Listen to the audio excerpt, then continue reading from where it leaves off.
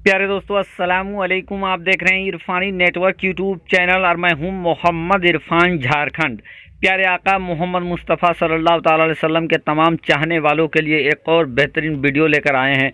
दोस्तों, आज का वीडियो गारे सौर पर है। दोस्तों, आज इस वीडियो में हम जानने की कोशिश करेंगे गारे सौर में क्या हुआ और कैसे एक सांप यार गारे मुस्तफ़ा हज़रत अबू बकर सिद्दीक को डंक मारा, तो कितने बार डंक मारा, उसका रिएक्शन क्या हुआ और क्यों प्यारे आका मोहम्मद मुस्तफ़ा सल्लल्लाहु ताला अलैहि वसल्लम गारे सौर में आए।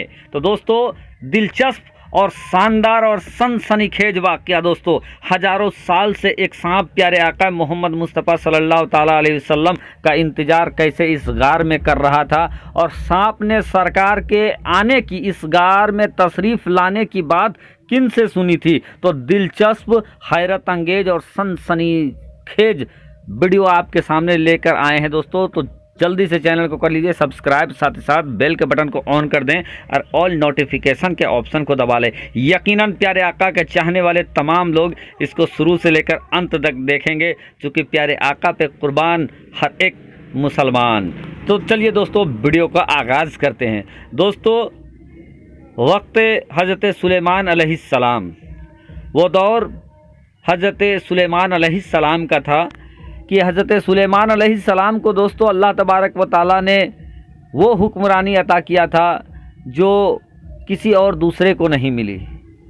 दोस्तों, अल्लाह तबारक व तआला ने उन्हें जिन जिन्नात, इंसान, हैवान सब के बोलियों को समझने वाला भी बनाया था।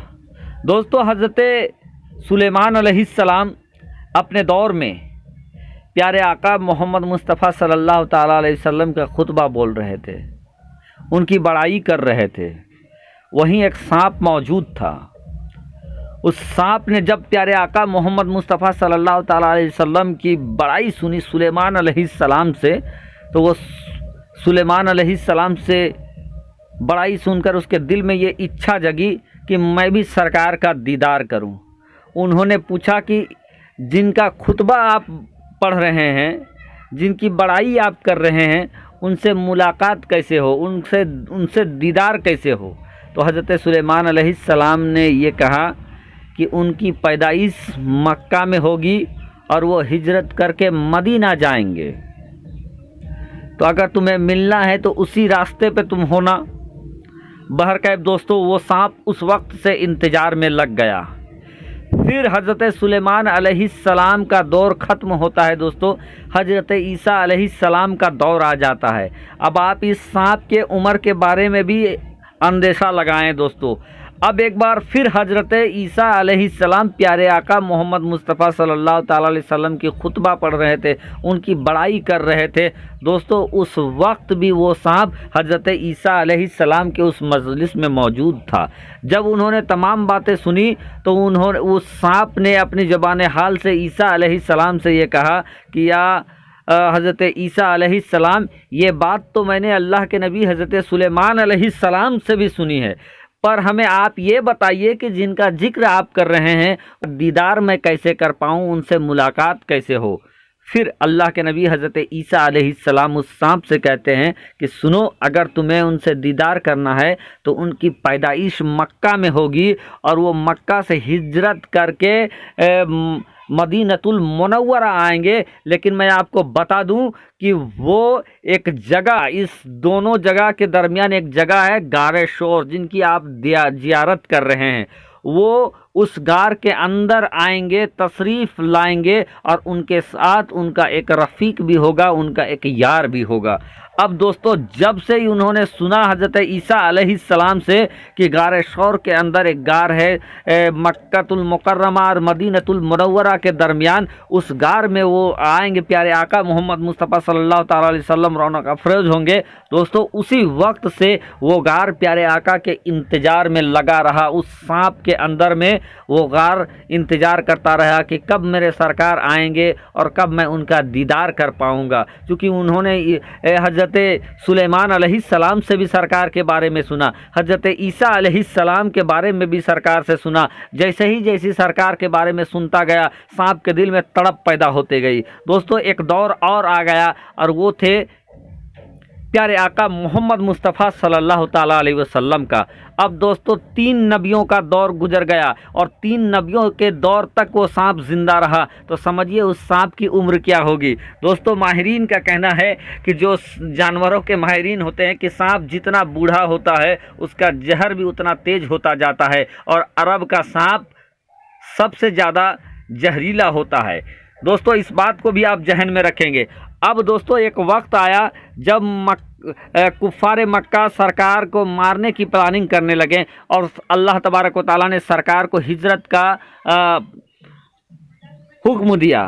सरकार अबू बकर सिद्दीक के साथ हिजरत करते हैं। हिजरत के दौरान दोस्तों जब लोगों को पता चलता है तो मक्का जो थे, कुफ़ार मक्का थे, सरकार के पीछे लग जाते हैं। लेकिन उसी दरमियान दोस्तों सरकार गारे सौर के करीब आते हैं, और गारे सौर में ये कुछ आराम करना चाहते हैं सरकार। लेकिन उससे पहले गारे सौर में सरकार अंदर जाएं, हज़रत अबू बकर सिद्दीक ये कहते हैं कि सरकार आप पहले बाहर तशरीफ़ रख के, मैं पहले अंदर जाकर साफ़ सफाई कर देता हूँ, देखता हूँ गार कैसा, उसके बाद हम दाखिल होंगे। बारकाब दोस्तों हज़रत अबू बकर सिद्दीक गार के अंदर जाते हैं। गार के अंदर जाने के बाद दोस्तों साफ़ सफाई करते हैं, अपना अमामा शरीफ उतारते हैं, कुर्ता शरीफ उतारते हैं, और छोटे छोटे फाड़ कर गार में जितने सुराख होते हैं उन सभी को बंद कर देते हैं। दोस्तों एक रिवायत में 2 सुराख के बचने का जिक्र है, और एक रिवायत में एक सुराख के बचने का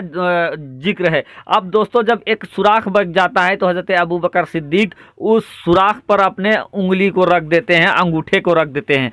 सरकार से कहते हैं कि सरकार हुजूर तशरीफ़ ले आइए। इधर हुजूर गार के अंदर तशरीफ़ लाते हैं, और सरकार हज़रत अबू बकर सिद्दीक के गोद में अपना सर रखकर दोस्तों हुजूर आराम फरमाने लगते हैं, नींद लग जाती है।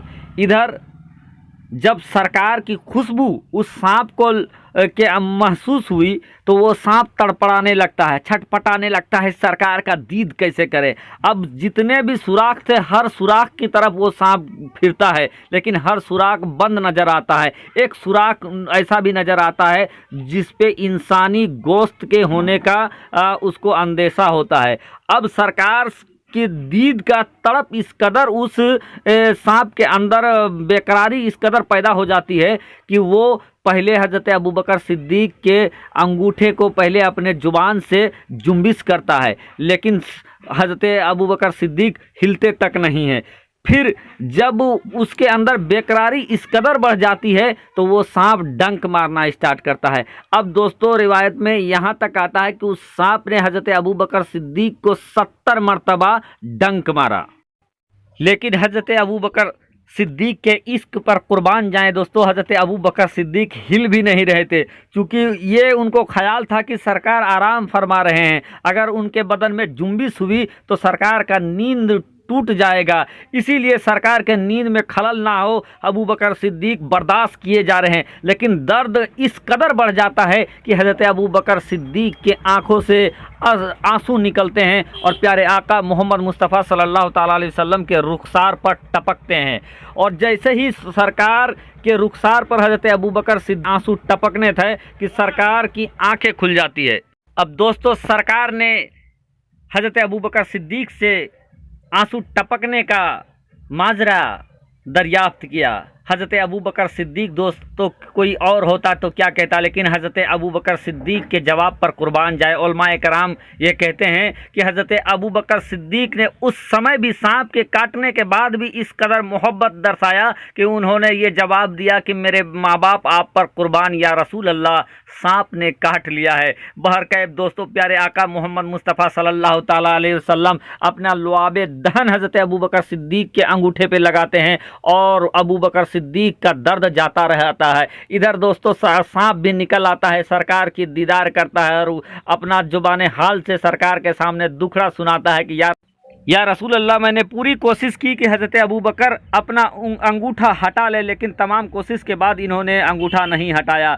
आपकी दीद की तड़प इस कदर मेरे ऊपर मचली या रसूल अल्लाह कि मैं उसी वास्ते हज़रत अबू बकर सिद्दीक़ को काट लिया और उनका अंगूठा हटता है मैं आपका दीदार कर लेता हूँ। तो दोस्तों, एक तरफ हज़रत अबू बकर नबी के इश्क में गिरफ्तार, एक तरफ नबी के देखने के लिए सांप भी मजबूर। तो ये था गारे सौर का मशहूर वाक़या। दोस्तों, कैसा लगा कमेंट करें।